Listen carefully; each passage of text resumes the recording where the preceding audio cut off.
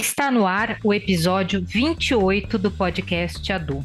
Este episódio foi gravado no dia 1º de dezembro de 2022 e hoje vai ao ar a primeira parte deste episódio, que vai tratar sobre o tema células neofascistas e o despertar da extrema-direita no Brasil. O Brasil se transformou no país com maior crescimento de grupos de extrema-direita, fenômeno esse atrelado ao resultado das eleições de 2018. Apesar desses grupos já existirem no Brasil, a eleição de Bolsonaro deu força e fôlego para suas aparições e manifestações. Identificar e monitorar as ações de grupos de extrema-direita e direita tem se tornado um exercício de estudo e pesquisa para diferentes linhas do conhecimento, gerando informação e divulgação de dados com diferentes níveis de qualidade. No episódio de hoje, vamos falar sobre como essas células da extrema-direita eclodiram no Brasil e como o Observatório da Extrema-Direita, coletivo formado por acadêmicos de diversas universidades brasileiras e de outros países, tem analisado esse movimento. E também sobre o que está na origem das condições que permitem isso. O Observatório da Extrema-Direita, integrado por um de nossos entrevistados de hoje, é uma iniciativa de pesquisa dedicada a monitorar e analisar governos, partidos, movimentos e subculturas da direita radical e da extrema-direita no mundo e no Brasil. O Paulo Sanmartin e eu, Cristina Segato, jornalistas da Unicamp, damos as boas-vindas aos nossos convidados.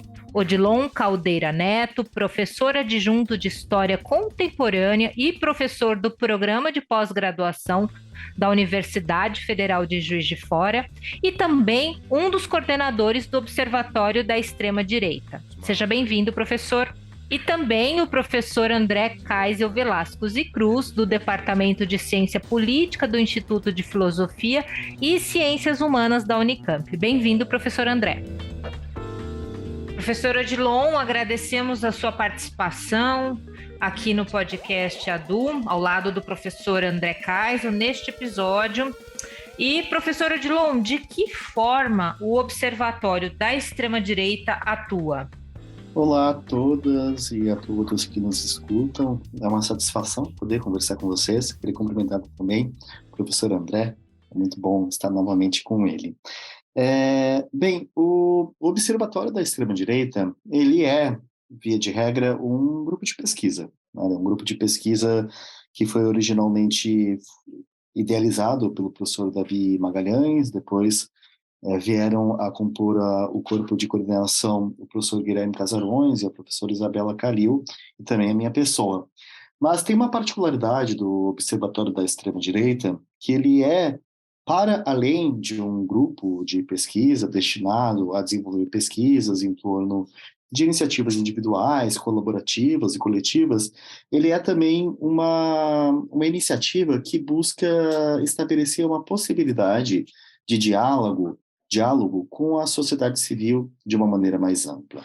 Então, não raramente, os membros do observatório eles são mobilizados para participar de incursões midiáticas, diálogos com movimentos sociais, com grupos da sociedade civil. Isso, na realidade, é uma necessidade, eu diria que é um imperativo que se coloca, porque o observatório ele não pode ser, na nossa leitura, apenas um grupo de pesquisa pensado na problemática da pesquisa, por mais urgente que ela seja. Mas também existe uma problemática política do avanço da extrema-direita, do avanço de governos autoritários, como foi até recentemente o caso brasileiro. Então, nós, como produtoras e produtores de conhecimento, como podemos dialogar e integrar com a sociedade civil formas de inteligibilidade, ou seja, de compreensão do fenômeno, e também de possíveis elementos de resolução dessa problemática, que é o avanço de pautas e políticas antidemocráticas na nossa própria democracia. Professor, na última década, teve realmente um crescimento dessas forças de extrema-direita no Brasil, ou elas já existiam mas não tinham condições para se abrir, se declarar publicamente. Qual que é a real disso? Mas, de qualquer que seja o caso, crescimento real ou saída do armário, quais as condições que têm permitido isso na sua avaliação? Olha, de fato, as últimas décadas mostram que existiu um avanço global das extremas direitas, tanto do ponto de vista de governos eleitos, né, quanto do ponto de vista da organização de uma rede de comunicação, uma rede de formação de militantes e de eleitorado, inclusive, dentro dessa perspectiva. De um lado, é necessário pontuar que a extrema-direita não é um objeto novo na história política global. Efetivamente, a gente pode falar em ondas, em processos também globais, tanto de aquecimento quanto arrefecimento dessas premissas, né? Em certa medida, se a gente for pensar o caso brasileiro, a gente tem não apenas a organização de movimentos e grupos políticos da extrema-direita ao longo de toda a nossa história política, sobretudo da nossa história republicana, como também de regimes autoritários, né? Além da ditadura civil-militar iniciada em 64, temos outras experiências autoritárias que não raramente estabelecem o ganho, o poderio de grupos ou tendências da extrema-direita. Agora, se formos pensar a particularidade mais recente, acho que duas questões são fundamentais. Existe uma possibilidade de interlocução global da extrema-direita potencializada pela rede mundial dos computadores, né? Ou seja, não somente a estrutura da internet ela possibilita, fomenta essas apropriações políticas da própria rede, à esquerda e à direita, ou mesmo ultrapassando qualquer cenário político, como existe uma lógica das redes sociais, né, das mídias digitais, que muitas vezes acabam por catapultar ou impulsionar o discurso extremista, por diversas razões, né? Porque ele pode ser financeiramente viável e monetizável, para utilizar o jargão das redes, né? O discurso de ódio, ele mobiliza, seja na ojeriza ou na reação ao discurso de ódio, ou seja, uma certa paixão, uma dinâmica de afeição ao discurso de ódio, ele acaba mobilizando, né? Então, nesse sentido, o discurso de ódio ele é muito interessante para a própria lógica das redes, porque ele acaba mobilizando os indivíduos e estabelecendo uma rentabilidade desse processo. Mas não é apenas a rede ou as redes sociais ou as mídias digitais que criam em si essa dinâmica, né? O discurso de extrema-direita ele tende a resolver, né, na sua ótica, na sua proposta, a problemas políticos e econômicos, culturais, muito mais amplos, né? Se a gente for pensar a particularidade do caso brasileiro, a extrema-direita ela se organiza e muito em contraposição aos avanços de políticas sociais e políticas públicas destinadas a grupos minoritários. Há também as discussões relacionadas a questões ligadas às políticas de memória dos regimes autoritários, no caso, efetivamente, da ditadura iniciada em 64. E, além disso, para além de questões que são, eventualmente, mais pontuais do ponto de vista da política, do cotidiano e do contexto nacional, existe uma dinâmica global que é a crise associada à expansão e às crises do neoliberalismo. Porque, além de ser uma dinâmica pura e exclusivamente econômica, o neoliberalismo ele cria, de acordo com uma vasta literatura, uma certa ideia de identidade ou mesmo de subjetivação, onde os indivíduos acabam estando, em certa medida, descolados de laços de sociabilidade mais concretos, né? Eles sentem os seus sentidos ou noções de comunidades sendo perdidas ao longo de crises econômicas, ao longo de crises políticas, ou mesmo desse processo de aceleração das formas de comunicação. Então, nesse sentido, digamos que um processo de aprofundamento, de um certo desencantamento do mundo, tem no discurso da extrema-direita uma possibilidade de articulação política. Então, além de fazer um resgate do processo histórico, essa dinâmica dessas novas extremas-direitas ou novas facetas das extremas-direitas é um processo de rearticulação em torno de uma mediatização da relação política, é também um processo de retomada de velhas posturas e velhas pautas em torno dessas novas dinâmicas de comunicação, mas é também uma proporção, né, um fenômeno de proporcionar do ponto de vista de grupos sociais que se veem, em certa medida, como perdedores da globalização, uma possibilidade de uma resposta bastante rápida a diversos problemas. Então, em torno das crises da democracia, que são plurais, a extrema-direita é não somente uma causa, mas também um efeito, porque, em certo sentido, ela dá um sentido à vida, dá um sentido à existência para os indivíduos que partilham, em certa medida, dessa forma de enxergar o mundo ou de simplificação da realidade. Então, são causas muito diversificadas, algumas mais atuais, outras mais antigas, e que, em certa medida, se intercalam do ponto de vista dessa integração da problemática da ascensão da extrema-direita. Parece que existe uma similaridade muito grande na forma que esse pensamento de extrema-direita atrai as pessoas, né? E isso não só entre as correntes atuais. Porque a gente pega, por exemplo, o Hitler, né? Além do nazismo, óbvio, o nazismo criou, além do racismo, óbvio, né? Eles criavam um imaginário maluco, né, em torno dos judeus, como se eles fossem a força que ia dominar o mundo e etc. Né? Hoje aqui, por exemplo, tem uma história que está correndo nos grupos bolsonaristas que diz até que o Lula morreu, que está sendo representado por um sósia, e assim que ele assumir, vão anunciar a morte dele, quem vai assumir é o Alckmin. E o Alckmin, para esses grupos, é o representante da nova ordem mundial que quer dominar o mundo. Quer dizer, o que tem por trás dessa similaridade, dessa coisa de sempre falar em forças invisíveis pairando sobre a sociedade, né? E por que isso atrai as pessoas dessa forma? A atração dessas teorias de conspiração ou teorias conspirativas, acho que ela dá conta um pouco de um processo de compreensão, ou possível compreensão, ou hipotética, ou falsa compreensão da complexidade do mundo, né? As teorias de conspiração, elas criam, do ponto de vista de dentro, do ponto de vista endógeno, um sentido hermético da vida, né? Ou seja, os indivíduos que partilham de uma conspiração, eles têm uma comunidade que é uma comunidade de acolhimento, ou seja, os indivíduos partilham dessa leitura de mundo, eles realmente entendem o mundo como supostamente, de fato, como ele é. Isso estabelece uma comunidade que integra, uma comunidade que estabelece processos de solidariedade.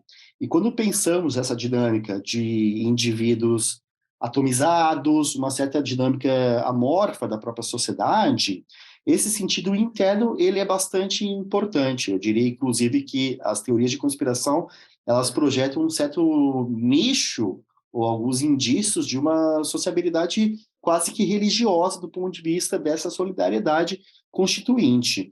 Do ponto de vista externo, a teoria de conspiração ela é bastante instrumental, porque ela consegue não somente sintetizar ou ler a complexidade do mundo, mas também sintetizar uma forma para lidar com esse problema. Ou seja, o mundo é muito complexo, mas sintetizando, simplificando o mundo, é possível também estabelecer um processo de solução também simples para esses problemas que eventualmente podem ser lidos como complexos. Ou seja, se o problema é uma questão, digamos, do globalismo ou do fato de, eventualmente, Lula da Silva estar utilizando uma máscara, ou uma pessoa que se faz passar por Lula da Silva, a resolução do problema é tirar a máscara. A resolução do problema não passa por uma vida política, uma via política de estruturação de uma alternativa que vai ter que lidar com as problemáticas que o próprio governo Bolsonaro trouxe. Ou seja, é uma sintetização, uma simplificação da realidade que simplifica o nós, que simplifica o eles, que simplifica o processo de solução de uma pretensa problemática.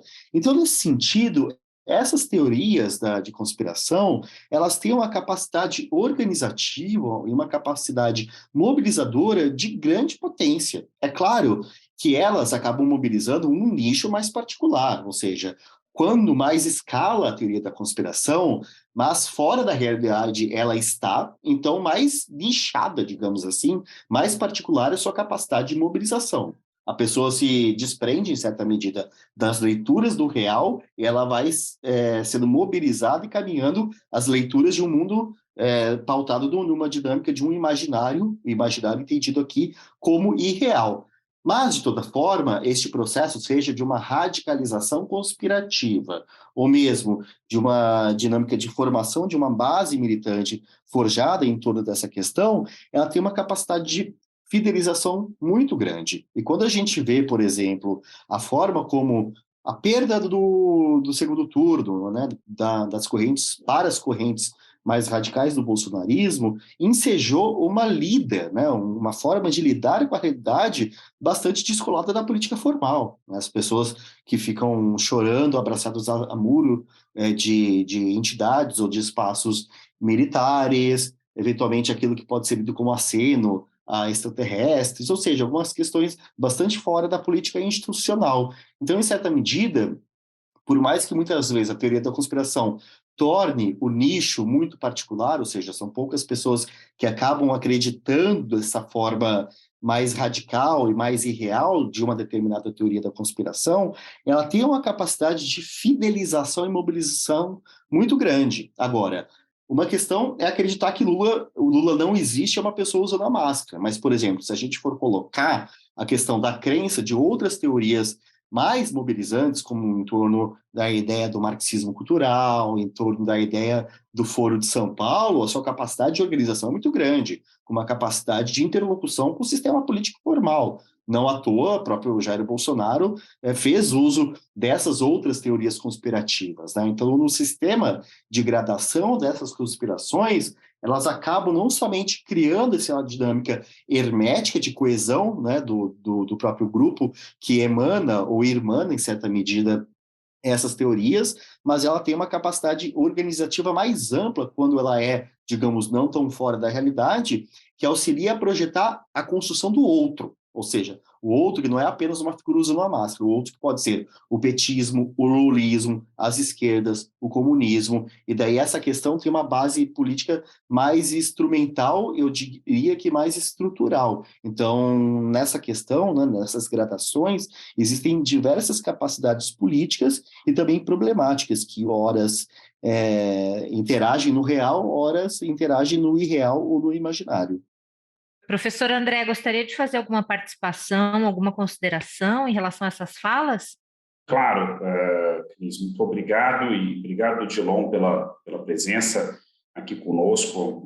É um prazer tê-lo aqui novamente, ainda aqui de maneira virtual. Eu gostaria de pegar um gancho no último ponto que você levantou, que é o anticomunismo, né? Que para mim é um tema de pesquisa, mas uma coisa que é um tanto perturbadora desse retorno, né, do anticomunismo como um discurso de massas é o fato de que ele se dá 30 anos após o colapso da principal experiência política do comunismo histórico do século XX, que foi a União Soviética. Tudo bem, nós temos a China, e ela temos Cuba também, né, e são dois lugares comuns no discurso bolsonarista, né, anti-China, anti-Cuba, Venezuela um pouco aí também cumprindo esse papel. Mas né, a China é uma grande potência, inclusive, que compete, diferentemente da União Soviética, com os Estados Unidos dentro do capitalismo, né? E Cuba é um país muito isolado hoje, não tem a capacidade de influir como nos anos 60, quando era um aliado soviético. A Venezuela também é um país muito fragilizado e que sequer passou pelo tipo de transformações que Cuba passou. Então, para não falar na própria associação que esse discurso faz entre o PT e o comunismo, o PT é um partido muito moderado, né? Porém, a gente não pode simplesmente descartar e dizer, bom, isso é loucura da cabeça de uns, má fé de outros, né? Ou seja, tem aí uma reprodução, né? Uma massificação desse discurso que diz algo, né? Sobre a sociedade contemporânea. O que, afinal, há de substância nesse retorno do anticomunismo? É apenas uma maneira de nomear, de dar um rosto familiar, né, a um inimigo, ou ele também revela, digamos, um certo uma certa aversão dessa base social à democracia, ou seja, ao chamar tudo de comunismo, no fundo o que se está repudiando na verdade, a democracia e não qualquer tentativa de socialização dos meios de produção ou algo do tipo que não está na agenda.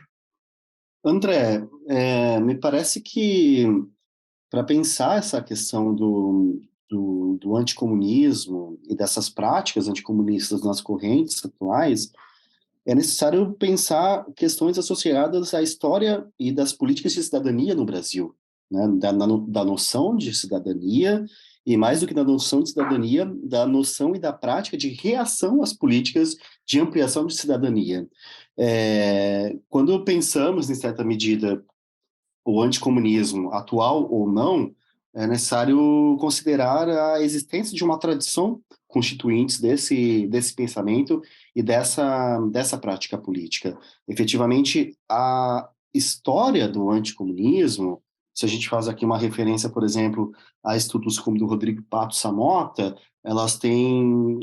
O anticomunismo tem ondas, né, eventualmente, de maior produção, de maior relação com o campo político e institucional, mas além disso, né, além, digamos, desses grandes episódios de clímax do anticomunismo, a gente pensa aqui uma dimensão mais latente, que é uma condição de um pensamento conservador, né, que é imprimido e exprimido não somente por aqueles que vocalizam a vinculação política e ideológica, mas por uma forma conservadora de perceber e entender a sociedade brasileira, né? O problema do anticomunismo, ele não é um problema exclusivamente da extrema-direita. Eu diria que o problema do anticomunismo ele é um problema dos setores conservadores da sociedade brasileira.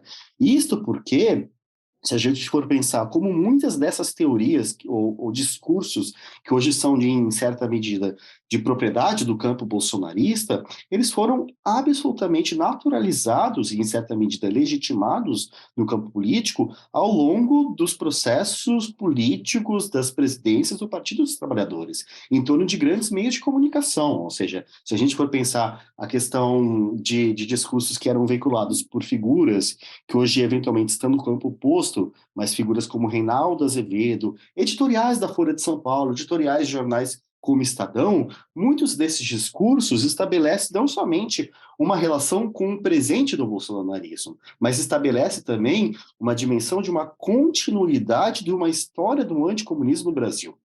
Ou seja, não falamos apenas de integralismo ou de fascismo quando falamos de anticomunismo. Falamos de setores conservadores e outras tantas instâncias, né? Então, nesse sentido de resgate, né? Nesse sentido de atualizações desse anticomunismo, e claro, daquilo que esses grupos interpretam e categorizam como comunistas, quando na realidade são muito distantes dessa condição e dessa categoria, estabelece uma base social, como você mencionou, uma base social muito mais profunda e, em certa medida, que dá um certo sentido de legitimidade desse processo.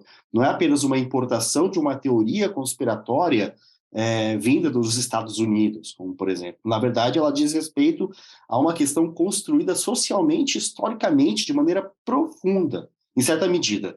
Dizer que o Bolsonaro, ou suas teorias da conspiração de tonalidade anticomunista, é apenas uma importação, em certa medida, estabelecer uma leitura conservadora do próprio processo, porque a contribuição dessa construção, digamos, desse léxico, dessa linguagem anticomunista, vem antes do bolsonarismo e ultrapassa os nichos da extrema-direita, dizem respeito a uma sociabilidade, né, uma cultura política muito mais ampla, em certa medida, muito mais problemática, porque estabelece justamente, concordo absolutamente contigo, André, que estabelece uma condição onde o que é democracia, ou seja, quais grupos podem participar de uma dinâmica democrática, de políticas democráticas, de políticas inclusivistas, da construção da cidadania como tal, né? Então, é uma questão ainda mais problemática, ainda mais traumática, que, em certa medida, diz respeito à própria construção social de uma dinâmica de identidade nacional.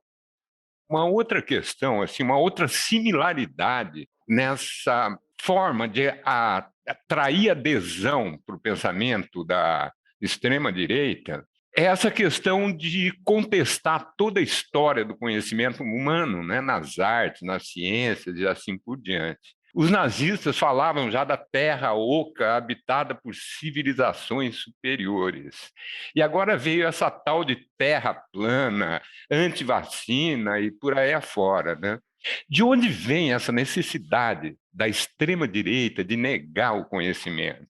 Ou eles têm uma outra proposta sobre o conhecimento humano? Eu diria que existe uma proposta, existe uma negação. Elas são eventualmente complementares, mas também, em certa medida, mutuamente excludentes. Por quê? É claro que se a gente toma como referência parte do discurso, seja dos nazistas, seja dos fascistas ou de outros movimentos da extrema-direita atual, existe muitas vezes a utilização de discursos que se descolam de toda forma de racionalidade, ou aquilo que a gente pode interpretar como uma certa racionalidade iluminista. No entanto, para além, digamos, desses artifícios discursivos que são utilizados como fatores de mobilização, de simplificação da realidade, assim por diante, como a gente já conversou anteriormente, é necessário frisar que muitas das questões do imaginário político, das práticas políticas do nazifascismo, estão assentadas nas problemáticas da modernidade capitalista. Embora, claro, que esse discurso de terra oca, ou enfim, outros discursos que eventualmente que tenham sido presentes no discurso e no imaginário político nazifascista, existe uma relação de pensar uma modernidade alternativa, de pensar uma forma de genocídio que é estabelecido como uma indústria de destruição e assim por diante. Ou seja, o que eu quero dizer é o seguinte: por mais que tenha um elemento mágico e irracional no nazismo, no fascismo de uma maneira mais ampla e no extremismo de direita de uma forma complementar, por mais que a dimensão irracional e mágica esteja presente, existe também uma dimensão racional e estrutural atrelado à dimensão de uma modernidade capitalista desses grupos, dessas tendências, dessas ideologias, desse conjunto de ideia. Por isso mesmo que essa dimensão estabelece não somente uma mobilização daqueles crentes da irracionalidade e na dimensão mágica, mas também estabelece uma interlocução, uma articulação com grupos atrelados ao desenvolvimento da modernidade capitalista. Quando a gente vai falar em nazismo, a gente vai falar em genocídio, a gente vai falar em holocausto, a gente vai falar em Shoah, a gente não pensa apenas a dimensão do imaginário antissemita, né? A gente não pensa apenas o processo de retirada do Estatuto de Humanidade atribuído, que outrora havia sido atribuído a judeus, a eslavos, a ciganos, a homossexuais, assim por diante. A gente tem que pensar também a outra ponta dessa ponte, que é a relação com grupos da elite, do alto extrato capitalista da Alemanha, a relação de empresas que estabeleceram um processo da possibilidade da execução do genocídio. Por exemplo, o que é a participação dos grandes empresariados, né, das grandes empresas, das grandes elites capitalistas da construção do nazismo. Então, essa questão me parece importante a pontuar, né, que a dimensão do irracional e do mágico nas correntes da extrema-direita não são mutuamente excludentes da dimensão de uma racionalidade, né, do genocídio, da retirada de estatuto político a grupos tidos como indesejáveis ou, em última instância, como extermináveis. Agora, seja nessa dinâmica do irracional, mas seja também na dinâmica daquilo que existe uma racionalidade de construção, existe um certo sentido da construção de uma finalidade de cientificidade, ou mesmo de construção de uma ciência como um paradigma associado a essa forma de ver o mundo. O que eu quero dizer com isso? Quando o nazismo criava a construção de uma ideia de arte degenerada, ele criava também, por excelência e por extensão, a construção de uma ideia de arte regenerada, ou seja, do que era belo, do que era clássico, do que deveria ser edificado. Não era apenas um processo de desconstrução da arte, desconstrução da ciência, mas também da construção de uma noção de arte e de ciência que deveria ser derivada e direcionada, em última instância, para a construção de um aspecto ou de um edifício simbólico e prático de execução do genocídio, né? Então, quando a gente pensa a partir de alguma dimensão de comparação com o quadro brasileiro, a gente tem que pensar, por exemplo, o que foi a forma como a Fundação Palmares foi instrumentalizada durante o governo do Bolsonaro, as suas ideias de exposição sobre acervo degenerado daquele processo. A gente pensa também em torno dessa construção, dessa relação entre passado, ciência, assim por diante, como que o próprio governo Bolsonaro, por mais que tenha, né, que tivesse muitos setores abertamente anticientíficos, pensava a construção de um passado, de uma visão romântica, de uma visão idílica do passado e mesmo mecanismos de produção desse sentido, né? A gente pode pensar aqui o mercado editorial, o mercado de livros paradidáticos, um processo de formação. Então, me parece que o negacionismo científico, eventualmente, pensamos a dinâmica atual, eventualmente há um negacionismo científico atribuído, né, da negação. Por exemplo, na pandemia de Covid-19, a gente pode ver a articulação desse negacionismo científico. Mas, além disso, as outras esferas do negacionismo é também uma esfera de produção de um falso, em certa medida, sentido de cientificidade para o próprio negacionismo. Para citar um exemplo, saindo um pouco do campo bolsonarista, os negacionistas do Holocausto, que produzem falsas teses, né, tidas por eles como revisionistas, que na realidade são negacionistas, eles produzem instâncias de validação deles mesmos, ou seja, institutos negacionistas que vão se chamar de revisionistas, vão produzir uma forma de diálogo entre si, de forma a validar os seus discursos. Então, mais do que negar, no caso do negacionismo do Holocausto, mais do que negar a historiografia sobre o Holocausto, eles querem produzir uma historiografia, uma suposta historiografia, que na realidade é uma produção negacionista. Então, não é apenas a negação da cientificidade. Eu vejo essa questão como uma construção também de um sentido alternativo de visão de uma suposta cientificidade. E, nesse sentido, é uma questão muito mais complexa. É uma questão que estabelece estruturas de capilaridade desse discurso e dessa prática. Então, embora eventualmente exista essa dinâmica do apelo ao mágico, do apelo ao racional como um fator de mobilização, existe uma estrutura de construção de uma alternativa supostamente científica que ela é altamente rentável e também ela maneja uma forma alternativa de ver o mundo e interagir com ele. Professor, além de todas essas questões que você colocou, né, o racismo, a discriminação permanente do outro, né, do diferente, o nazifascismo ele também se ancora totalmente num tipo de pensamento reacionário sobre tudo e todas as coisas, família, sexualidade, arte, por aí vai, né? Qual que é, na sua opinião, o papel do reacionarismo pregado nas igrejas pelas religiões nessa história toda? Qual a função que eles têm tido?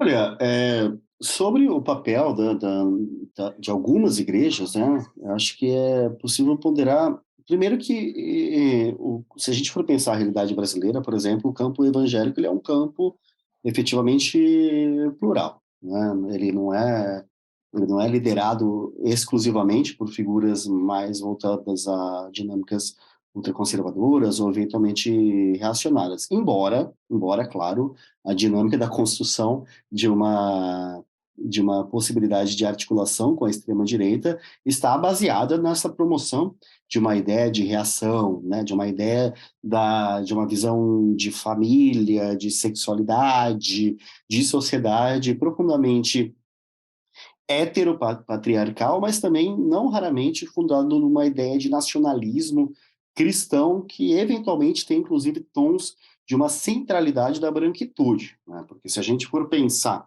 a forma como essa articulação entre grupos conservadores e religiosos, e sobretudo grupos evangélicos, e uma reação às igrejas ou manifestações religiosas de cunho afro-brasileiro, estabelece a formação de uma identidade religiosa, uma proporção, né, uma proposição de uma identidade religiosa associado a uma ideia de nacionalismo cristão que é profundamente contrária às igrejas e práticas religiosas associadas a religiões de matriz africana ou afro-brasileira. Então, nesse sentido, me parece que existe um processo de uma articulação que dá uma sustentação e uma capilaridade à prática política em si. Porque o problema, se é que podemos, né, chamar de problema, e eu entendo que não é efetivamente o problema da diversidade da sociedade brasileira, aos olhos da extrema-direita, ela deve ser solucionada de uma maneira mais ampla do que para além de um propósito político mais, digamos, pautado em episódios eleitorais, né? Porque se existe uma ideia de construção promovida pela extrema-direita ao longo dos últimos anos, é a construção de uma identidade nacional diferente daquela que foi colocada em disputa ao longo dos últimos anos. O Brasil passou por um processo não apenas de ampliação de políticas democráticas, mas também de uma imaginação, de construção de uma imaginação de uma sociedade brasileira mais democrática, em torno de questões ligadas às políticas de cotas, em torno das questões ligadas às políticas voltadas a minorias dos mais diversos tipos, a questões associadas à ampliação de políticas de direitos humanos, de grupos feministas e assim por diante. Então, nesse sentido, essa construção de uma democratização da sociedade brasileira, em certa medida, ela coloca em risco para determinados grupos conservadores, e não raramente para determinados grupos reacionários, um mundo em risco, né? Ou seja, eles leem que esse processo de democratização da sociedade eventualmente colocaria em risco a sua própria existência. Então, nesse sentido, olhar esse processo de um mundo em risco para além da efemeridade política coloca a política em torno de uma posição, de uma disputa muito ampla e profunda, ou seja, é uma disputa para a solução de um problema da nacionalidade, é para a solução de um problema de uma suposta descristianização da lógica da formação da identidade nacional brasileira. Então, nesse sentido, me parece que certos setores de grupos religiosos vão não somente ser mobilizados do ponto de vista da sua capacidade eleitoral, e ela é um componente muito importante, claro, afinal de contas, se a gente for pensar o Senado brasileiro eleito, o Congresso eleito, essa dinâmica eleitoral é muito interessante, mas ela promove uma ideia de política, que é uma ideia de política de salvação, ou seja, salvação da sua própria condição religiosa, conservadora, eventualmente fundamentalista. Então, nesse sentido, me parece que alguns desses grupos, eles dão um sentido bastante próprio, particular e mobilizante para a política. E isso tem uma capacidade muito grande do ponto de vista da articulação e da formação de uma base social, não somente eleitoral, mas também de uma base social militante, que vai entender que a disputa é muito mais profunda do que eventualmente estabelecida em torno dos processos eleitorais. Encerramos aqui a primeira parte do episódio 28 do podcast ADU, que hoje tratou o tema Células Neofascistas e o despertar da extrema-direita no Brasil. Em breve divulgaremos a segunda parte deste episódio. Siga nossas redes sociais, nosso site e fique por dentro dos temas que serão abordados nos próximos episódios do podcast ADU. Até mais!